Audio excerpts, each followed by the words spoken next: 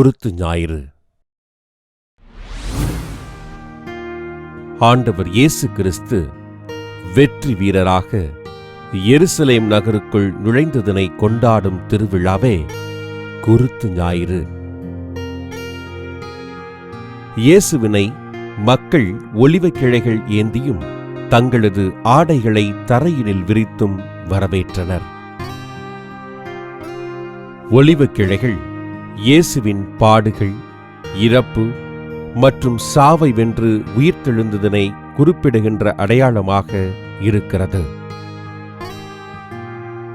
தரையினில் ஆடைகளை விரிப்பது ஆண்டவர் மக்களின் பாவங்களை மன்னித்து மனுக்குலத்திற்கு புது வாழ்வு தருகின்றார் என்பதனை குறிப்பிடுகின்றது.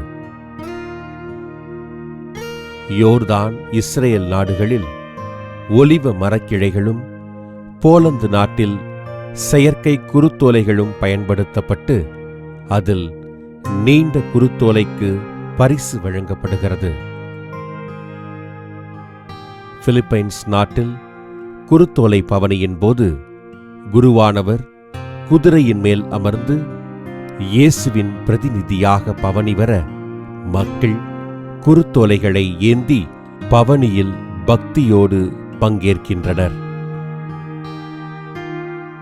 கிபி 3ஆம் நூற்றாண்டில் சிரியா மற்றும் எகிப்து நாடுகளில் குருத்து ஞாயிறு முதலாக கொண்டாடப்பட்டு 9ஆம் நூற்றாண்டில் ரோமை மற்றும் உலக நாடுகளில் கொண்டாடப்பட்டு வருவதாக திருச்சபையின் வரலாறு பதிவு செய்கின்றது.